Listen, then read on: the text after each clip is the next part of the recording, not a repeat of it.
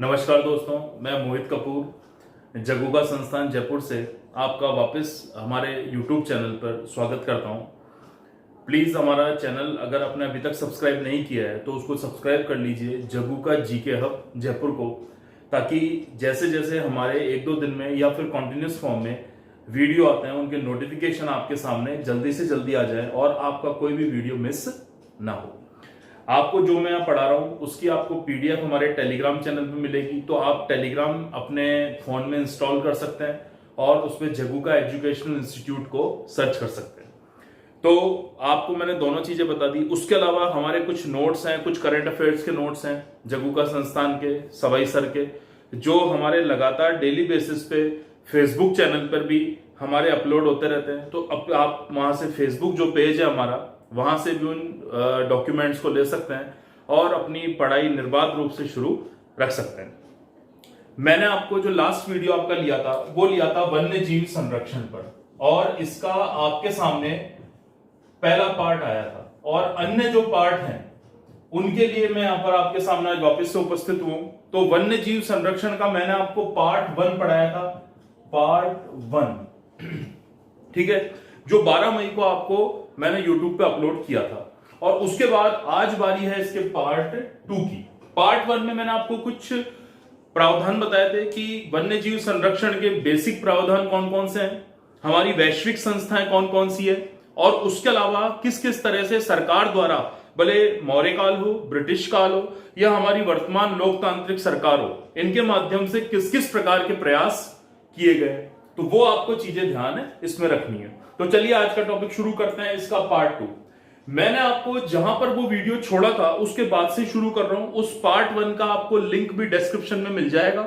यदि आपने पार्ट 1 नहीं देखा है वन्य जीव संरक्षण का, तो कृपया पहले पार्ट 1 देखें और उसके बाद पार्ट 2 पर आए। और पार्ट 1 मैंने जहां एंड किया था वहीं से मैं वापस से पार्ट 2 शुरू करता हूं आपके सामने। तो देखिए, मैंने पार्ट 1 एंड किया था कि हमारा जब भारत स्वतंत्र हुआ उसके बाद हमारे भारत का राष्ट्र पशु शेर को बनाया गया, जिसको हम एशियाटिक लॉयन के नाम से जानते हैं। और उसके बाद डॉक्टर कैलाश सांकला की रिपोर्ट के बाद कई प्रयास हुए और उसके बाद केंद्र सरकार द्वारा हमारा जो राष्ट्र पशु है वो बाघ को घोषित किया गया और शेर वर्तमान में हमारा राष्ट्र पशु नहीं है। तो ये बाघ को कब घोषित किया गया, बाघों की गणना क्या होती है और इसके कुछ लेटेस्ट डेटा कौन से जो आपकी परीक्षा में आएंगे, तो कृपया आप देखिए एक बार। देखिए, सबसे पहले मैं बताऊंगा आपको राष्ट्र पशु। अगर हम बात करेंगे राष्ट्रीय पशु की, मैं आपको कुछ पशुओं के, पक्षियों के और जो भी हमारे राष्ट्रीय चिन्ह उनके आपको जो साइंटिफिक नेम है वो भी यहां पर मैं क्लियर करूंगा। देखिए, राष्ट्रीय पशु जो है वो पहले हमारा हुआ करता था शेर। शेर बोल दिया, या आपको पता है इसको हम व्हाइट लॉयन के नाम से भी जानते हैं, या फिर हम इसको एक और नाम कहते हैं एशियाटिक लॉयन, एशियाई शेर के नाम से जानते हैं। आपकी जानकारी के लिए बता दूं कि पूरी दुनिया के अंदर एशियाई शेर केवल एशिया में भी केवल भारत में, और भारत में भी 95% केवल और केवल गुजरात के गिर राष्ट्रीय उद्यान में पाए जाते हैं। तो वर्तमान में इन एशियाई शेरों की संख्या पूरी दुनिया में कितनी है? 650। ये मैंने आंकड़ा जो आपको बताया पूरी दुनिया का बताया। इनकी जो गणना हुई थी शेरों की, जो फाइनल ये जो 650 वाला आंकड़ा है, ये कब आया था? 2019 में आपको मिला था। तो आप दोनों चीजें याद रखनी कि कुल शेर वर्तमान में जो एशियाई शेर है, व्हाइट शेर है, वो कितने पाए जाते हैं? 650 पाए जाते हैं। और ये शेर कब आए थे? 2019 में आए थे। तो दोनों चीजें, मतलब ये जो डेटा है ये 2019 की गणना के हिसाब से आया था। तो आपको दोनों चीजें याद यहां पर रखनी है, ठीक है। अब आपको पता है कि एशियाई शेर के बाद हमने हमारा राष्ट्र पशु किसे घोषित किया था? बाघ को घोषित किया था। और बाघ को हम दूसरे शब्दों में इंग्लिश में क्या बोल सकते हैं? टाइगर बोल सकते हैं। और टाइगर को हमने हमारा राष्ट्र पशु जो घोषित किया था वो 1973 से किया था। तो ये बहुत इंपॉर्टेंट चीज है, कई बार एग्जाम में पूछी गई है कि जो बाघ है वो हमारा राष्ट्रीय पशु कब बना? 1973 में बना। पूरे भारत में बाघ परियोजना कब से शुरू की गई? 1973 से शुरू की गई। भारत में कितनी बाघ परियोजना है ये भी आपसे पूछा जाता है। लेटेस्ट जो बाघ परियोजना के अंतर्गत जो भी टाइगर सेंसस किया गया है, बाघ गणना की गई है 2018 वाली, सबसे लेटेस्ट, उसके आंकड़े कौन कौन से हैं? और एटलीस्ट कम से कम 3 स्टेट आपको 1 2 3 ऑर्डर में याद होने चाहिए। और चूंकि हम राजस्थान में रहते हैं, राजस्थान हम पढ़ेंगे तो राजस्थान के बारे में हमें और ज्यादा डिटेल में चीजें प्राप्त होनी चाहिए। ठीक है, तो इसको लेके हम करेंगे। तो देखिए हमारा राष्ट्रीय पशु वर्तमान में बाघ है, बाघ को बोलते हैं टाइगर, और कब घोषित किया गया था? 1973 में। और अगर बात करेंगे बाघ के वैज्ञानिक नाम की, इसकी बात करेंगे, जो बाघ का वैज्ञानिक नाम है उसकी बात याद रखेंगे, तो इसको हम कहते हैं Panthera tigris Linnaeus. Panthera tigris Linnaeus. तो पैंथरा टाइग्रिस लिन्नायस के नाम से बाघ को जाना जाता है। आपको याद रखने, बिल्कुल साइंटिफिक नेम याद रखने। अगर कुछ हमारे राष्ट्रीय वृक्ष हैं, राष्ट्रीय फल हैं, तो उनके बारे में भी आपको जो साइंटिफिक नेम है, जो भी बॉटनिकल नेम है, वो याद रखने। परीक्षा में लगातार पूछे जाते हैं।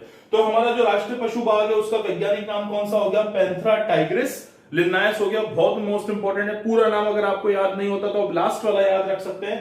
कौन सा हो गया आपका? लिन्नायस। ठीक है, मैं इसको आगे शुरू करूं उससे पहले आपको मैं जितने भी भारत के राष्ट्रीय चिन्ह हैं उनके मैं एक बार साइंटिफिक नेम आपको यहां सामने लिख देता हूं, क्योंकि ये जो हमारा वन्य जीव संरक्षण टॉपिक है, इसको मैं टॉपिक को एंड होते होते बाद में जैव विविधता से जोड़ दूंगा, तो बायोडायवर्सिटी साथ में आ जाएगी, तो आपको समझने में बहुत आसानी होगी। और कोई भी परीक्षा दे रहे हो, पटवार की परीक्षा दे रहे हो, आरपीएससी की कोई परीक्षा दे रहे हो, आरएसएमएसएसबी की कोई परीक्षा दे रहे हो, सब में वन्य जीव संरक्षण के साथ बायोडायवर्सिटी आपका टॉपिक बहुत इंपॉर्टेंट टॉपिक के रूप में पूछा जाता है। ठीक है, तो मैं आपको साइंटिफिक नेम बताता हूं। देखिए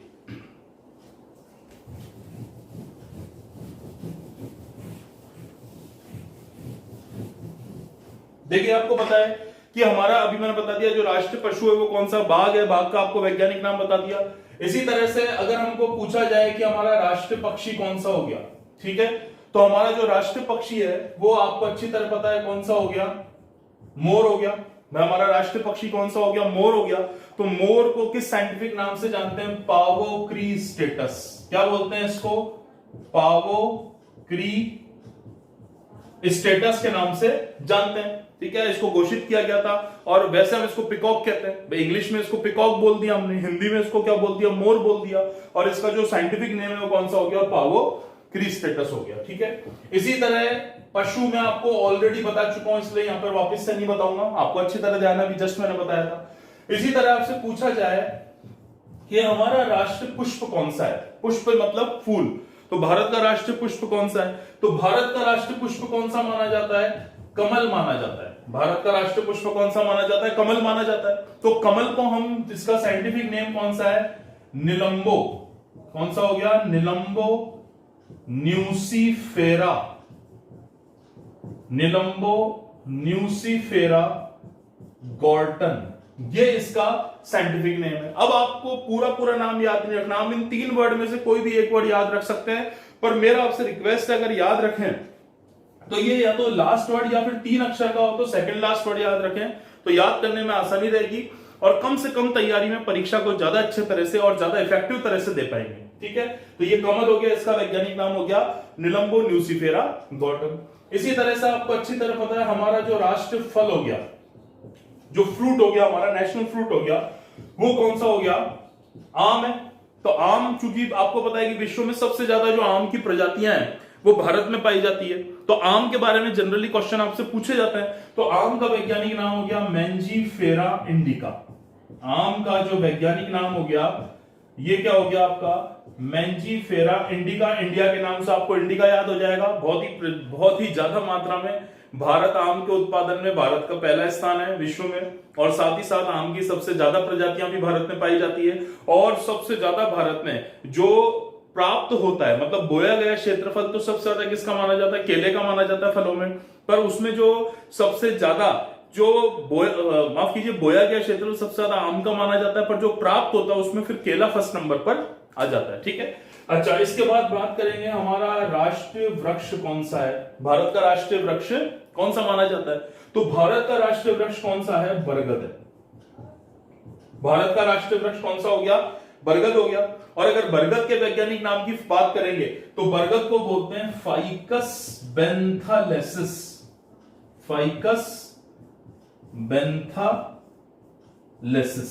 फाइकस बेंथालेसिस के नाम से जानते हैं। तो फाइकस बेंथालेसिस किसे कहते हैं? बरगद को कहते हैं। और बरगद हमारा क्या हो गया?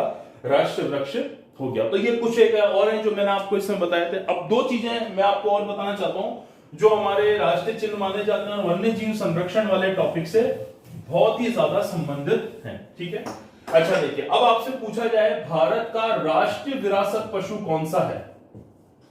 भारत का राष्ट्रीय विरासत पशु कौन सा है? अब पशु को जनरल अगर सिंपल पशु पूछा जाए तो आपको अच्छी तरह आता है, तो राष्ट्रीय विरासत पशु जब भी पूछा जाएगा तो ये आपका कौन सा हो गया? हाथी हो गया। 2010-11 में इसे घोषित किया गया था हाथी को। और आपको पता है कि दुनिया के, जैसा कल भी मैंने आपको लास्ट लेक्चर में बताया था कि दुनिया के 70% टाइगर भारत में पाए जाते हैं और इसी प्रकार से दुनिया के 50% हाथी भारत में पाए जाते हैं। पर अगर आप परीक्षा में आपसे पूछा जाए कि हाथियों का देश कौन सा है, तब आपको आंसर अपना लिखना है थाईलैंड। श्वेत हाथियों का देश भी थाईलैंड, श्याम यानी काले हाथियों का देश भी कौन सा माना जाएगा? थाईलैंड माना जाएगा। तो वो चीजें आपको जो चीजें हैं थोड़ा सा ध्यान रखनी ताकि दिक्कत नहीं आए। तो देखिए ये राष्ट्रीय विरासत पशु कौन सा हो गया? हाथी हो गया।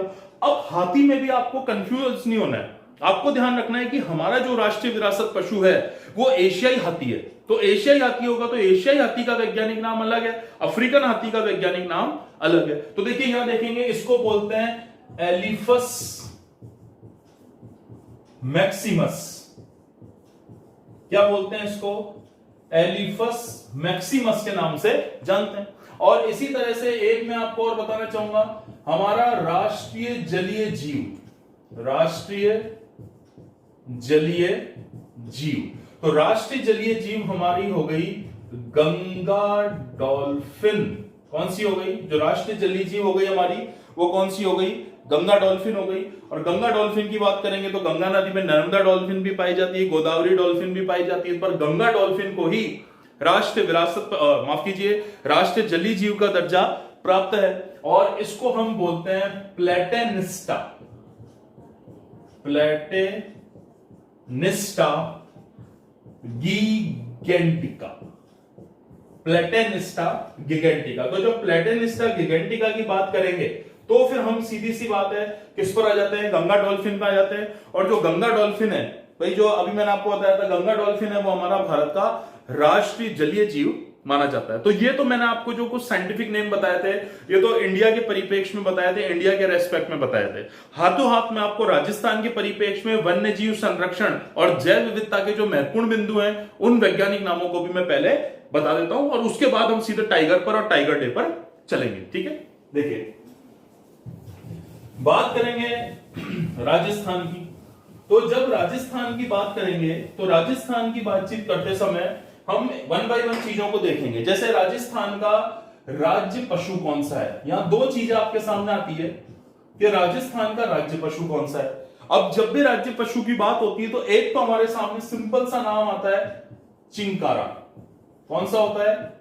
चिंकारा। चिंकारा कब आया, घोषित कब हुआ? 1981 में। मैं यहां सन भी लिखता जाऊंगा क्योंकि राजस्थान आपको डीपली याद रखनी है, ठीक है, इसलिए और चीजें मैं आपको बताता चला जाऊंगा और इनके बारे में व्यापक डिटेल आपको जब राजस्थान प्रॉपर इसमें आएगा तो आपको राजस्थान की बता देंगे। ठीक है, तो देखिए ये चिंकारा है। चिंकारा किसका प्रकार है? हिरण।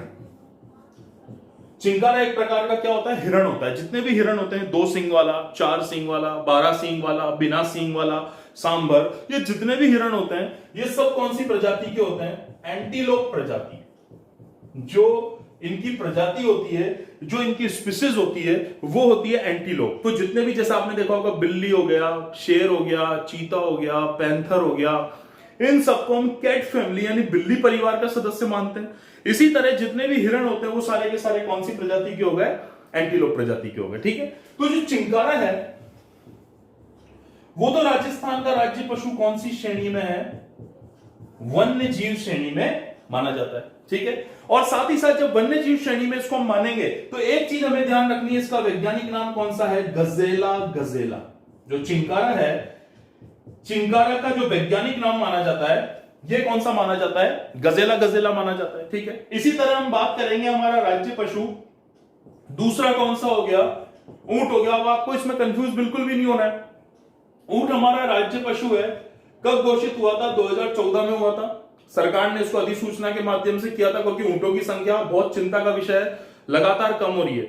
और जो लास्ट लेटेस्ट हमारे सामने पशु गणना है, पशु गणना के डेटा 2017 वाले हैं राजस्थान के, ऊंटों की संख्या में बहुत ही जबरदस्त 35% की कमी आई है। तो ऊंटों को बचाना है, क्योंकि पूरे दुनिया के अधिकतर जो ऊंट वाले देश हैं उनमें भारत शामिल है, और पूरे राजस्थान का जो टोटल ऊंट है वो भारत के कुल ऊंटों का 90% यहां पर है। ठीक है, तो ऊंट जो है वो कौन सी श्रेणी में है? पशुधन श्रेणी।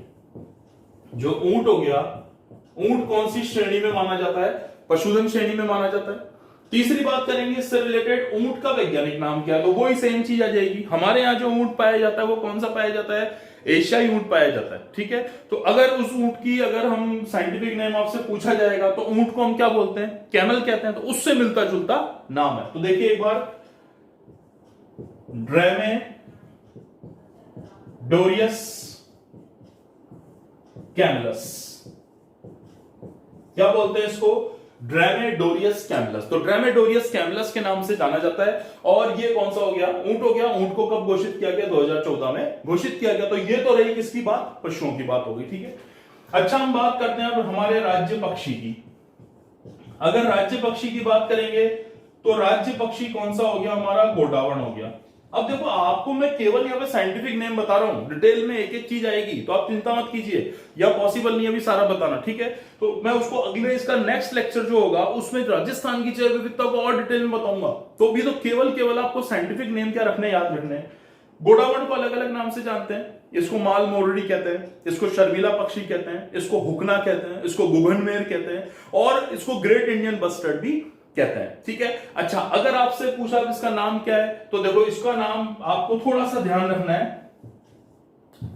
देखो दो चीजें हैं आपको इसका नाम पीछे का भी याद रख लोगे तो आपका काम हो जाएगा, क्योंकि अधिकतर बार ये क्वेश्चन आया हुआ है, तो उसमें कई लोगों को क्या हो जाती है? दिक्कत हो जाती है भाई इसको किस तरह से याद रखें। ठीक है ना, तो आप इसको याद इस तरह से रख सकते हो। देखो इसका वैज्ञानिक नाम है कैरियोटिस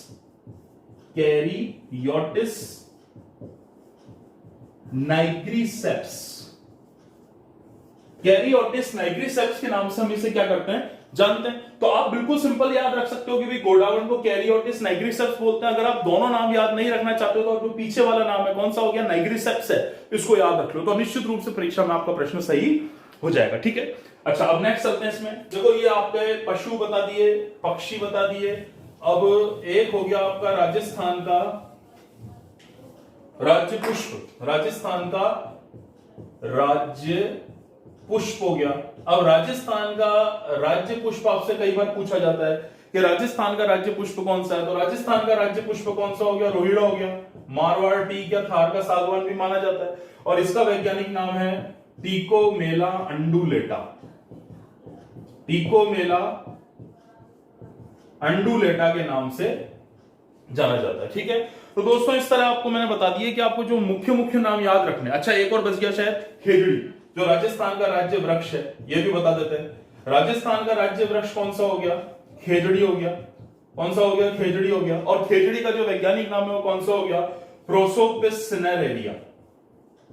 प्रोसोपिस सिनेरेरिया। तो प्रोसोपिस सिनेरेरिया के नाम से खेजड़ी जाना जाता है। ऐसा नहीं है कि खेजड़ी राजस्थान में ही मिलता है, खेजड़ी भारत के बहुत सारे राज्यों में मिलता है, पर मुख्य रूप से जो पाया जाता है, कहां पाया जाता है? राजस्थान में पाया जाता है। तो देखिए ये आपको मैंने राजस्थान के जो राष्ट्रीय पशु थे, पक्षी थे, चिन्ह थे, उनके बॉटनिकल नेम आपको बता दिए, क्योंकि हम कौन सा टॉपिक पढ़ रहे हैं? वन्य जीव संरक्षण वाला टॉपिक पढ़ रहे हैं। ठीक है, अब हम सीधे हमारे जो भारत का राष्ट्रीय पशु और मोस्ट इंपॉर्टेंट परीक्षा की दृष्टि से है टाइगर पे आ जाएंगे। टाइगर के बारे में आपको कुछ फैक्ट्स बताऊंगा, वो आपको याद रखने। टाइगर गणना के बारे में कुछ फैक्ट्स बताऊंगा, वो आपको याद रखने। ठीक है,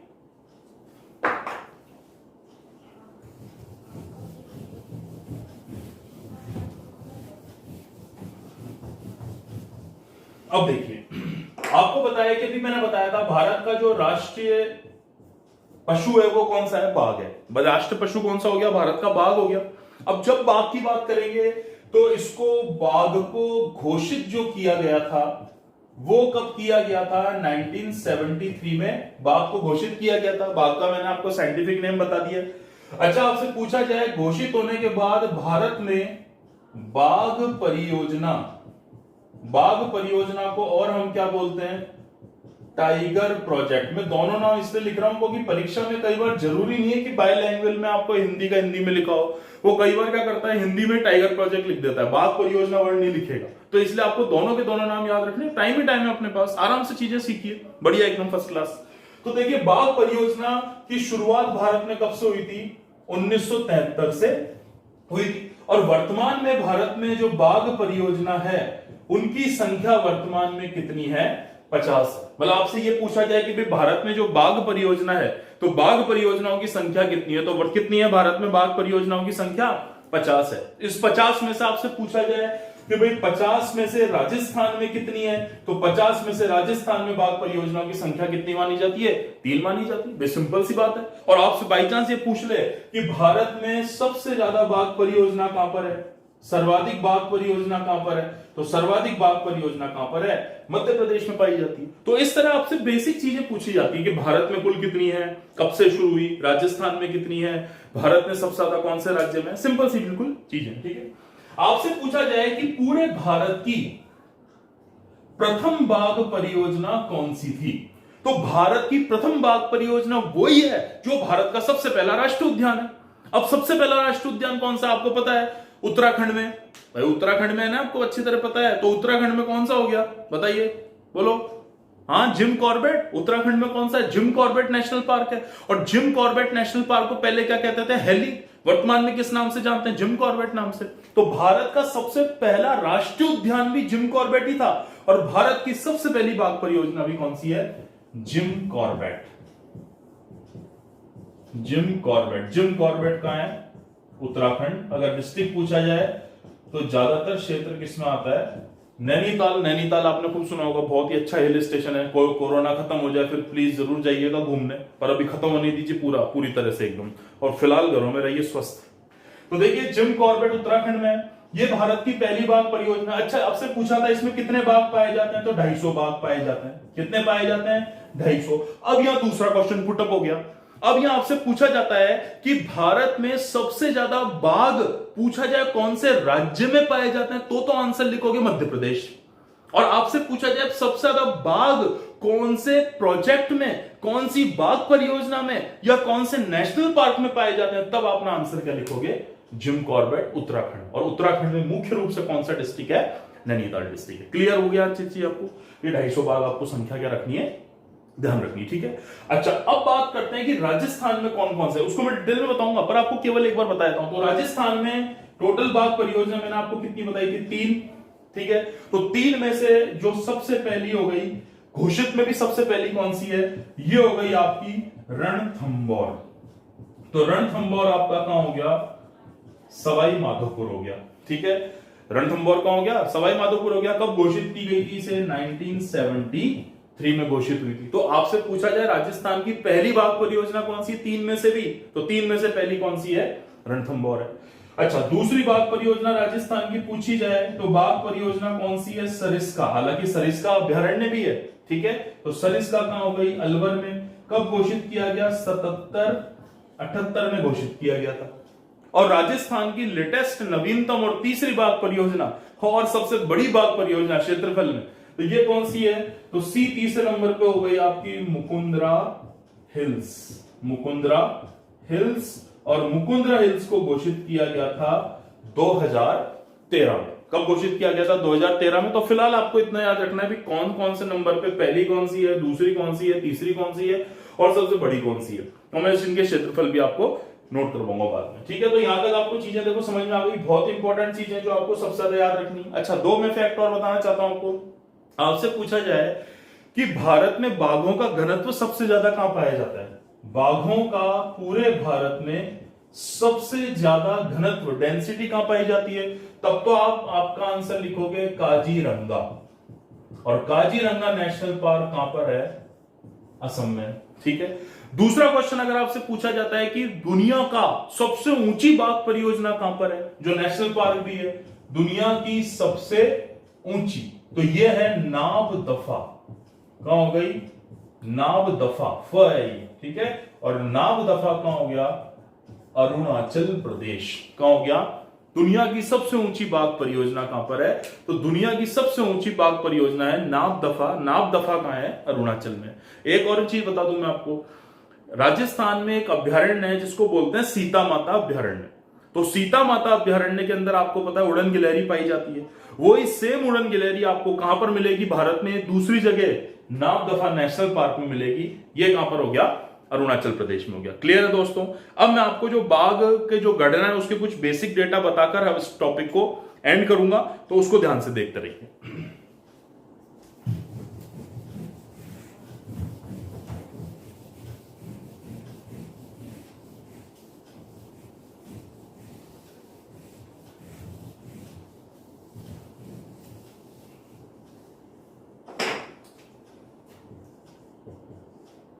बाघ गणना, ठीक है दोस्तों। माना जाता है कि औपचारिक रूप से बाघ गणना भारत में जो शुरू हुई थी वो 2006 से शुरू हुई थी। 2006 से शुरू। पहली बाघ गणना कब हुई थी? 2006 में हुई थी, जिसमें भारत के अलग अलग राज्य वर्तन में शामिल थे, ठीक है। अच्छा, आपसे पूछा जाए कि लेटेस्ट यानी सबसे नवीनतम बाघ गणना कौन सी है? तो 2018 वाली है। 2018 में कितने बाघ पाए गए भारत में? लगभग 2967 बाघ पाए गए। ये आपको फिगर याद रखना है, परीक्षा में निश्चित रूप से पूछा जाएगा, ठीक है। तो देखिए 2967 बाघ पाए गए। 2967 बाघ में पूछा जाए कि सबसे ज्यादा कहां पाए गए, तो सबसे ज्यादा मध्य प्रदेश में पाए गए। कितने? 526 बाघ पाए गए। इसलिए मध्य प्रदेश को कहते हैं टाइगर स्टेट ऑफ इंडिया, ठीक है। अच्छी तरह से ध्यान रखना, टाइगर स्टेट ऑफ इंडिया कौन सा हो गया? मध्य प्रदेश हो।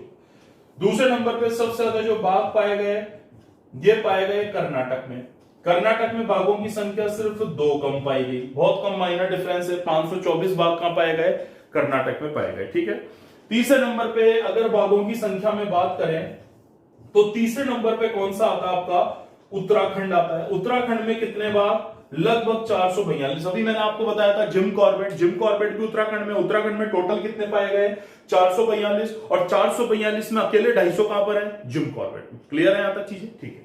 तो ये 3 आपको फिगर याद रखने, चूंकि हम राजस्थान में रहते हैं तो राजस्थान के भी याद रख लें तो अच्छा होगा हमारे लिए। तो देखिए यहां पर अगर पूछा जाए कि इन बाघों में से राजस्थान में कितने बाघ पाए गए, तो राजस्थान में कितने पाए गए? 69 बाघ पाए गए। तो आपको ये जो फिगर है, बेसिक फिगर ये याद रखने, 526, 524, 442, और राजस्थान में कितने पाए गए थे? 69। इसको कंपेयर करते पुरानी गणना भी पूछी जाती है, हालांकि पूरा नहीं आएगा पर थोड़ा सा आपको पता होना चाहिए। तो देखिए यहां पर एक बार पुरानी गणना देखेंगे तो बाघ की जो गणना 2014 में बाघों की गणना की गई थी, उसमें बाघों की संख्या कितनी थी? लगभग जो बाघ थे वो 2223 थे। तो आप एक चीज और देख रहे थे, वो यहां थे 2223 बाघ 14 में, और 18 में कितने? 2967। तो बाघों की संख्या में 1/3 क्या हुई है?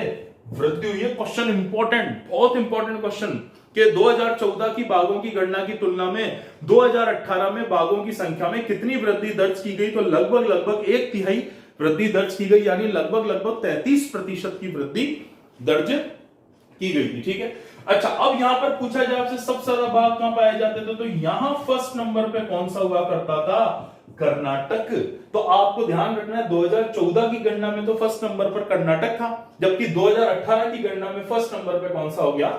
मध्य प्रदेश हो गया।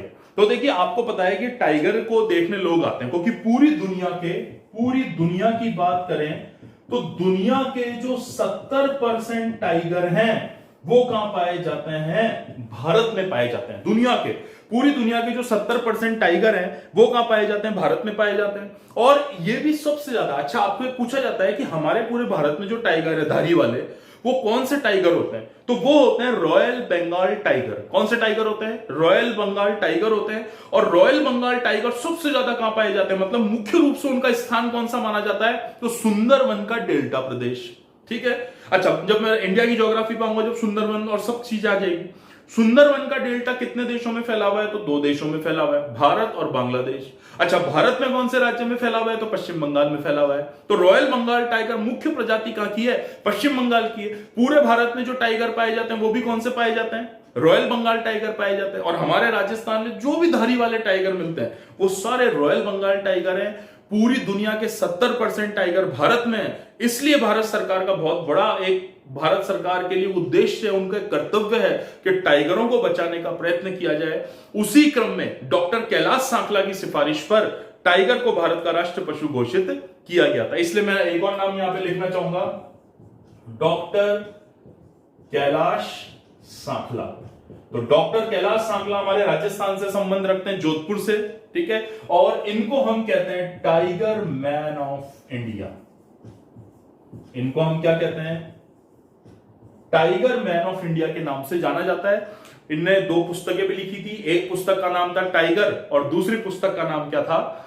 रिटर्न ऑफ टाइगर, ठीक है। और इसी के साथ सबसे प्रसिद्ध बाघिन कौन सी थी? मछली। प्रसिद्ध बाघिन कौन सी थी? मछली। और मछली को हम क्या बोलते हैं? T16 के नाम से जानते हैं। और बहुत ही फेमस बाघिन, Guinness book of world record में नाम दर्ज है।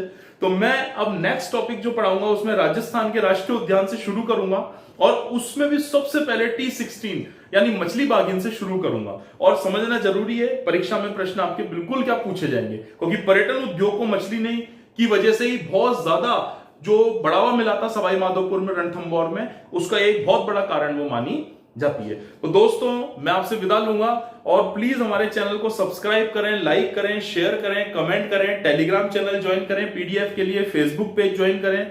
सवाई सर के वीडियो भी 1-2 दिन में बोर्ड वीडियो आपके सामने आ जाएंगे। और अगर आप कुछ करेक्शन चाहते हैं तो प्लीज कमेंट बॉक्स में बताइए, तो हम उस पर भी तेजी से विचार करेंगे। अभी घर से ही आपको वीडियो पोस्ट कर रहा हूं, इसलिए कई बार पॉसिबल नहीं होता कि डेली वीडियो पोस्ट हो पाए, पर कोशिश करेंगे कि जल्दी से जल्दी आपके सामने वीडियो हम ला पाएंगे। और कोविड चल रहा है, कोविड-19 चल रहा है, अभी भी कहर जारी है। हालांकि सरकार लॉकडाउन में कुछ छूट देने जा रही है, तो मेरी आपसे रिक्वेस्ट है कि घर पे रहें, सेफ रहें और किसी भी तरह से ज्यादा जब तक जरूरी काम नहीं हो घर से बाहर नहीं निकलें। इसी के साथ आपका बहुत बहुत धन्यवाद।